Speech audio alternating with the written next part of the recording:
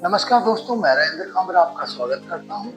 हमेशा की तरह एक बार फिर हाजिर हूं एक ऐसी वीडियो लेकर जो आपके जीवन को एक नई वैल्यू ऐड देगी। मैं हमेशा आपके जीवन को बेहतर बनाने वाली वीडियो लेकर आता रहता हूं। आज मैं लेकर आया हूं एक ऐसी किताब की समरी जो दुनिया भर में अपना नाम बना चुकी है। एक ऐसी किताब जिसने लाखों लोगों का जीवन बदल दिया है। हाँ दोस्तों, मैं बात कर रहा हूँ दी 7 habits of highly effective people, जिसे स्टीफन कवी ने लिखा है।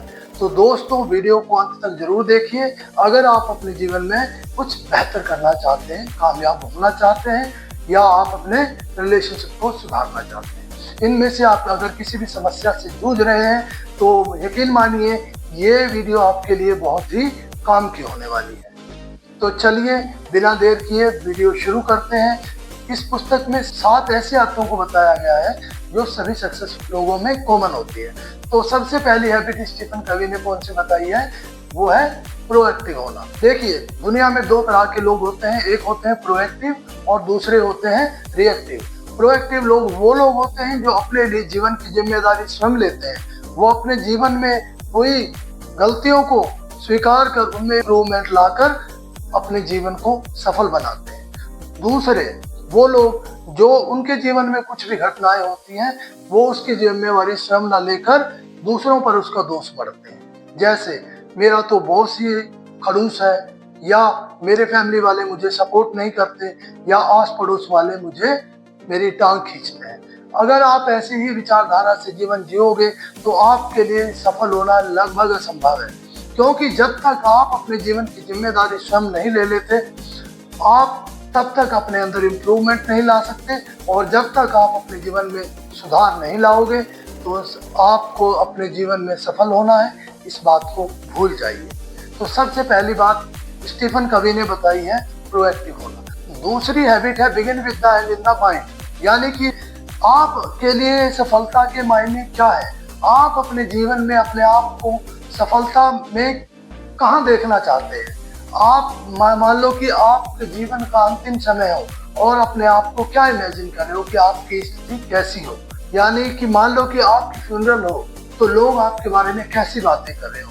इसके मायने सभी के लिए अलग हो सकते हैं। जैसे अगर आप एक लविंग फैमिली मैन बनना चाहते हैं तो आपको ओवर टाइम करने की बजाय अपना समय अपने परिवार के साथ, अपने बच्चों के साथ बिताना होगा। इसका फायदे क्या होंगे, इससे आपको अपना गोल क्लियर होगा कि आपको अपने जीवन में चाहिए क्या। अगर आपका अपने जीवन में आपका गोल क्लियर है तो आप उसके अकॉर्डिंग प्लान कर सकते हो, फैसले ले सकते हो और अपना टाइम मैनेज कर सकते हो, जिससे आपको अपने गोल्स अचीव करने में हेल्प मिलेगी। जब तक आपको अपने जीवन का मकसद ही क्लियर नहीं होगा तो आप किस दिशा में कार्य करोगे। तीसरी हैबिट है पुट फर्स्ट थिंग फर्स्ट।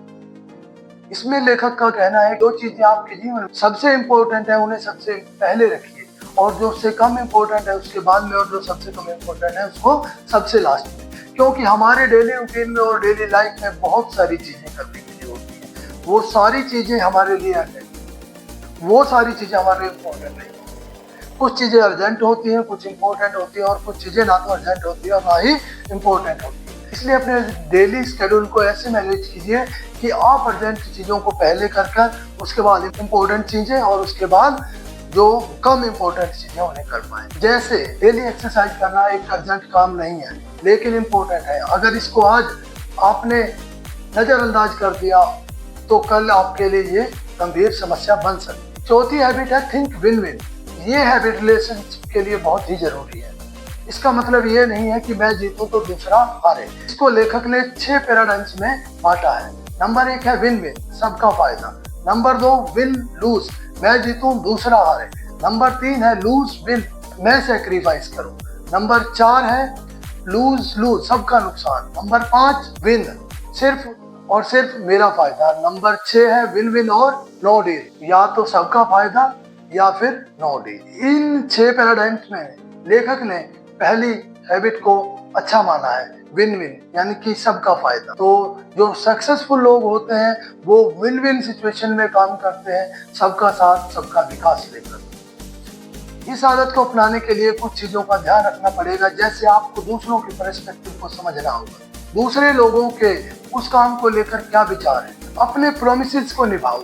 अपने आप किसी के साथ प्रॉमिस कर रहे हो तो सोच समझ कर कीजिए। अगर आपने किसी के साथ कोई प्रॉमिस किया है तो आपको उसे निभाना चाहिए, इससे आपके रिलेशनशिप मजबूत हो। और number 5, seek first to understand then to be understood. हम सभी की सबसे बिगेस्ट कम्युनिकेशन मिस्टेक है कि हम सभी समझाने की कोशिश करते हैं बजाय समझने। राइटर कवि के अकॉर्डिंग लिसनिंग के 5 लेवल्स होते हैं। पहला, इग्नोर करना, कोई आपसे बात कर रहा, आपका ध्यान ही नहीं हो, सर आप अपना फोन चला रहे हैं या आपका ध्यान कहीं हो।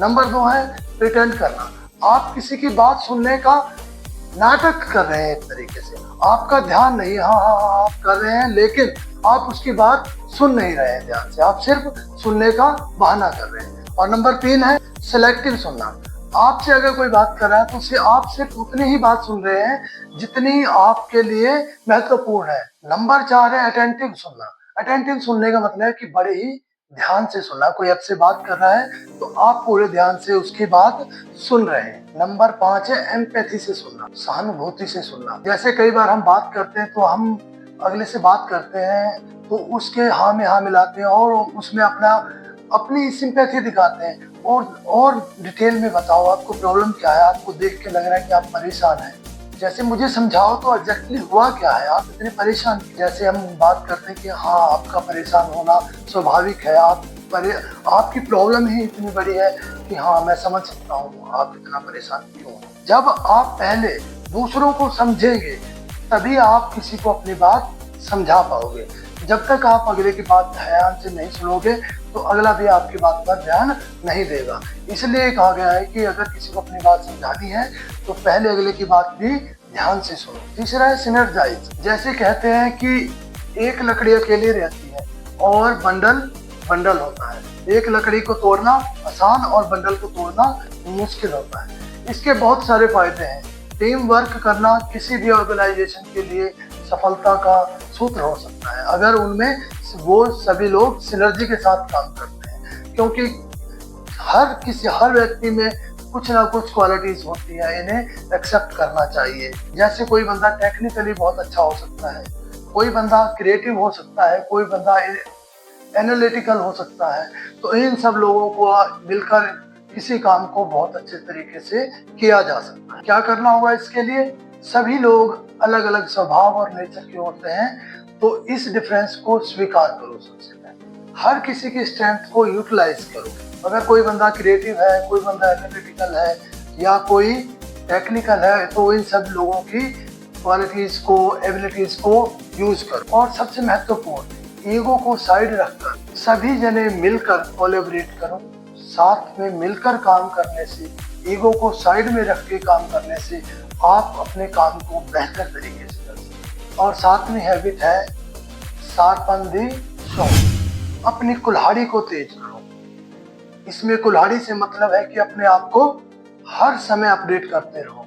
एक बार कोई व्यक्ति लकड़ी काट रहा था तो किसी ने जाते हुए कहा कि आपकी कुल्हाड़ी को तेज कर लो जिससे आप जल्दी काट लोगे, पर उसने कहा कि मेरे पास अभी टाइम नहीं है। लेकिन अगर वो अपनी कुल्हाड़ी को तेज कर लेता तो वो जो पेड़ उसने पूरे दिन में काटा है वो शायद उसको कुछ ही समय में काट लेता। आपको अगर इस कंपटीशन भरी दुनिया में बने रहना है, कॉर्पोरेट में या अपनी पर्सनल लाइफ में अपडेट रहना पड़ेगा। दुनिया में रोज नई नई चीजें अपडेट हो रही हैं, नई नई चीजों का आविष्कार हो रहा है।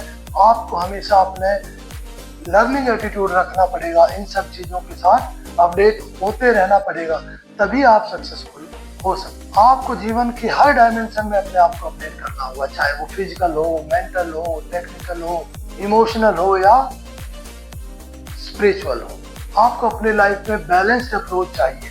सिर्फ आप अपने करियर पर ध्यान देकर अपनी हेल्थ के साथ खिलवाड़ नहीं कर सकते। इसलिए आप सभी चीजों पर प्रॉपर ध्यान देकर अपने आप को अपडेट रखते हुए अपने जीवन में सफलता की ओर बढ़ सकते हैं। तो दोस्तों, लास्ट में आपको ये सातों हैबिट एक बार फिर मैं बता देता हूँ कि सबसे पहले हैबिट थी be proactive, number 2 begin with the end in the mind, और number 3 put first thing first, और number 4 think win win, number 5 seek first to understand then to be understood, number 6 synergise यानी team work करो, और number 7 साल 1500 continuous improvement करो। दोस्तों ये habit overnight रातों रात डेवलप नहीं होती, इसके लिए आपको कंसिस्टेंसी चाहिए होगी, पेशेंस चाहिए होगा। आपको कोई भी एक हैबिट को चूज कर उसको लगभग 21 दिन कंटिन्यू करना होगा, तभी ऐसा माना जाता है कि किसी हैबिट को आप जो 21 दिन लगातार कर लेते हैं